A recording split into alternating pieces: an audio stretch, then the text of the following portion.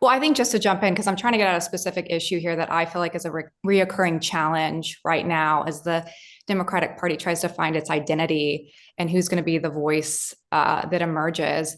You know, you look at the trans issue, and not to switch subjects here, but it's also something that, as I spoke to a lot of voters, and this is me speaking from voters talking to me, Yeah. is they felt like the Democratic Party had lost its way in fighting for the few, opposed to speaking up for, young girls in sports, saying, why can't you do both? Why do you always fight for the 1% instead of fighting, for Oh, I me? think And it's like, about fighting for the 100% is what I but think. that's what I'm saying. A lot of people who were saying, I've been a Democrat my whole life, and I think I'm actually going to vote for Donald Trump specifically. I heard this from so many voters, Mhm. specifically because of the trans issue, because I feel like my party is fighting for the 1% instead of fighting for me. And what I'm trying to say is, heard that also from a lot of young Black men who would say, I feel like the party who I thought I aligned with is not fighting for me. And I hear a lot of, and not just you, other Democrats out there, even today, again, not fighting for, they're trying to protect a certain group of people. And I get it, you can do both, but I think that's the challenge. Why aren't people more boldly trying to do both, if that makes sense? I think they are. I think the conversation about trans people, for the most part, was dominated by the right. That's who brought it up. That was who was running the ad against Kamala Harris. Why was Donald Trump, was most of his ad was about the trans issue? It wasn't Democrats they were talking about, it was Republicans, right? And so, and they understand the media landscape. They understand that that the different ways in which they can dominate it and rile up people on the right, and then eventually get the mainstream media to sort of cover something that, the right is riled up about. But in the same way that it was, for the most part, a myth that there were any Democratic electeds really embracing, quote, defund the police. That was a myth. Like, same thing here, right? Now, I will say, where I will sort of not, I don't know, agree with you, but lean into what you're saying, is on the trans issue um, that initially there was a division, I'd say, in our party as to whether or not that had hurt Democrats, and therefore should we change approaches, policies, et cetera, right? You saw earlier this year, Gavin Newsom, right, talking about how, no, he thinks that essentially we should throw trans people under the bus.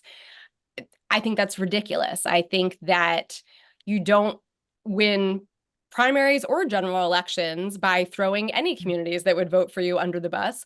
You win, primaries and general elections by leaning into your beliefs and saying that, no, we stand for all people. We don't take any group of people and say, you're not worth it, we don't care about you, your rights are fine to do without, right? I Yeah. think that is a really strong division right now between Democrats and Republicans, is that we are saying, no, we stand up for everyone. It's not about standing up for, 1% of people. It's about standing up for 100% of people. Yeah. And I think, point taken. I think one of the challenges that I heard from so many voters is they don't feel that way, that they are not seeing that actionable. And I think, with Mark talking about this being a watershed moment, you know, from a lot of, again, voters that I talk to, they want to see Democrats start fighting for some of these issues that are important in their communities and not just try to obfuscate because it's Donald Trump. And I think that is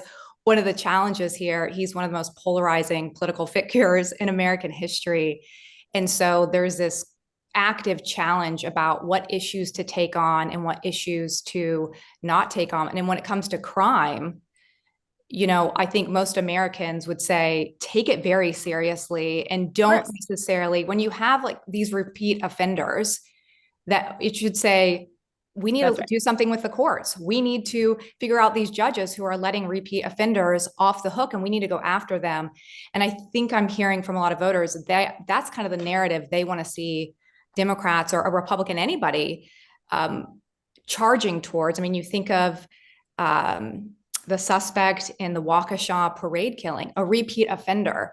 And again, Biden was president at the time and he did comment on it, but he didn't go after that specific issue of these certain criminals. And we're not talking about every criminal, but ones who shouldn't be out on the street, or why did they get let off so easily? And then they go commit a horrific Lindsay, we're crime like agreeing, right? this. What we're saying is that I mean, and I said this when Mark asked me to sort of comment on this in general, one of the things that I do think is very problematic about this, I mean, the whole thing again is a tragedy, but particularly the idea of these repeat offenders repeating, what are specific policies? You know, obviously we need to come together. And what I'm saying is that part of that answer starts well before any crime is committed. It is looking at sort of the situation that they are living in, it is addressing, like, as I said, that sort of mental health issues, is addressing the homeless population, is addressing, right, are there job opportunities for them, et cetera. How can we make sure before crimes are committed? It's not just about being the most ruthless possible person after the fact. And it's certainly not about saying, as Donald Trump has, that, you know, we should get the death penalty for the guy that roughed up Big Balls, right? Like, that's not a responsible adult. That's not a mature response to any of this, right?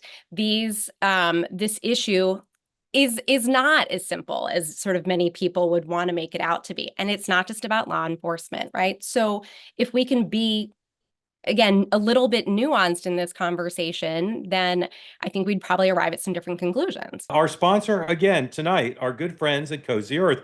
And what's great about them is great stuff. You've heard me talk about before. The bedding's great. The shirts are great. But you also hear me talk quite a bit about the pants. And we got a letter this morning I read on the morning meeting from a guy, a famous viewer of the morning meeting, who said he can't get enough of the pants. And he doesn't like buying clothes, hates clothes, he said. I don't know if he's a nudist, but he said he hates clothes. But he says his wife says he looks great in the pants. Here's the thing about these pants and why I recommend you buy them. You got your drawer with all your pants, maybe a shelf, maybe a drawer, wherever you keep your pants. These pants, you know, you go over like Jerry Seinfeld, his favorite t-shirt. All I do, I got about 6 pairs of pants that fit me. I just take these every time. These are the kind of pants you take them every time. So if you need a good pair of pants, you need your like go-to pants, a man, woman, a child, go to cozyearth.com, buy them 40% off. Use the code two-way for 40% off at cozyearth.com. Built for real life, made to keep up with yours. Cozy Earth, telling you, buy the pants. That was a delicious video experience. I think you'll agree. Now, what you need to do in return for getting to enjoy that is hit the subscribe button, be part of the two-way community, never miss a thing.